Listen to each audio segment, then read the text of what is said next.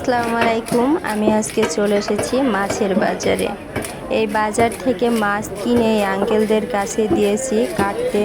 এই আঙ্কেলরা সুন্দর করে পরিষ্কার করে কেটে দেয়। আঙ্কেলটা বড় মাছটা কি সুন্দর করে পরিষ্কার করে দিচ্ছে দেখেন। আর এই আঙ্কেলকে দিয়েছি আমি কই মাছগুলো কাটতে। আঙ্কেলটা কই মাছগুলো সুন্দর করে কেটে দিচ্ছে। আমি যখনই মাছ কিনি আঙ্কেলদের কাছ থেকে কেটে নিয়ে যাই। আমার কই মাছগুলো প্রায় কাটা শেষের দিকে। আঙ্কেলরা সুন্দর করে পরিষ্কার করে কেটে দেয়, আমি শুধু বাসায় নিয়ে ধুয়ে নিই। মাছগুলো আমি বাসায় নিয়ে এসেছি, পরিষ্কার করে ধুয়ে নিচ্ছি।